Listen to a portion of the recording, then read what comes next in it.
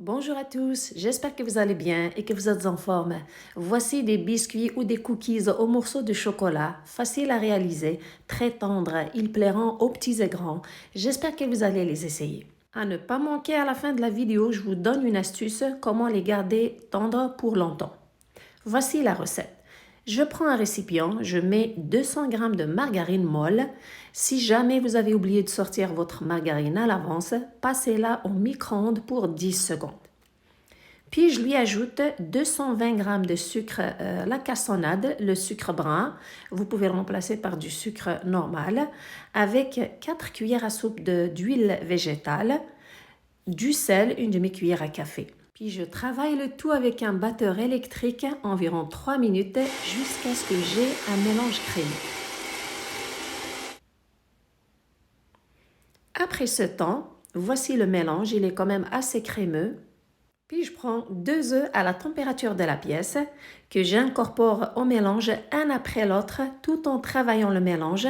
Donc après chaque œuf, je travaille avec le batteur et je fais ainsi jusqu'à ce que je finisse avec les deux. Pourquoi? Parce qu'il faut s'assurer d'avoir bien incorporé les œufs à ce mélange. Puis j'ajoute une cuillère à soupe de vanille pour bien parfumer ces cookies. Après ça, c'est le moment d'ajouter la farine. Je prends un verre de 250 ml, l'équivalent de 120 g de farine. Je l'ajoute avec une cuillère à thé de bicarbonate de soude. Je mélange bien pour incorporer cette quantité de farine au mélange. J'ajoute une autre quantité, le même verre de 250 ml, donc environ 120 g. Après avoir bien incorporé cette farine au mélange, je prends un troisième verre toujours de 250 ml.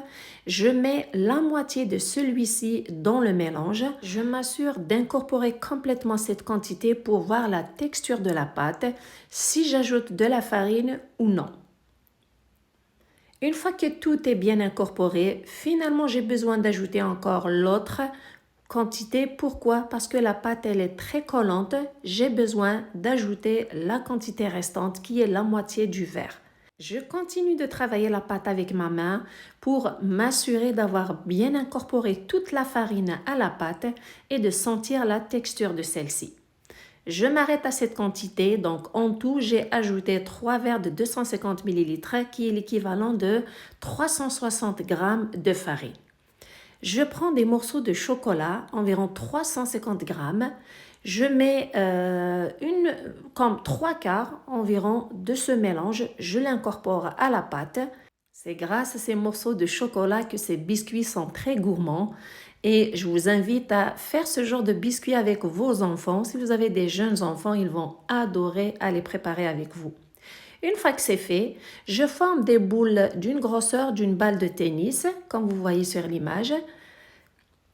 Puis je les dépose sur une plaque allant au four avec quelques morceaux de chocolat dessus. Puis je les aplatis un peu pour former des biscuits. Et je fais ainsi avec tout le reste de la pâte. Si jamais vous avez aimé la recette, je vous invite à la liker et à la partager et je vous invite à vous abonner si ce n'est pas déjà fait. Le four est préchauffé à 180 degrés Celsius, 350 degrés Fahrenheit. Je mets les biscuits au four et je les fais cuire pendant 20 minutes, surtout les faire cuire au milieu du four. Après 10 minutes au four, vous remarquez que les biscuits sont un petit peu dorés sur le contour. Il faut les remonter dans la partie supérieure de votre four pour leur donner une dorure par-dessus. 20 minutes après, les biscuits sont prêts. Très important de les laisser se reposer avant de les transférer dans un autre plat pour les déguster. Maintenant, les biscuits sont prêts à être dégustés. Ils sont gourmands, chocolatés, faciles à réaliser. Surtout, ils sont très tendres. Regardez par vous-même. C'est des biscuits qui plairont aux petits et grands. En tout cas, ils sont irrésistibles. Ça vaut la peine de les essayer.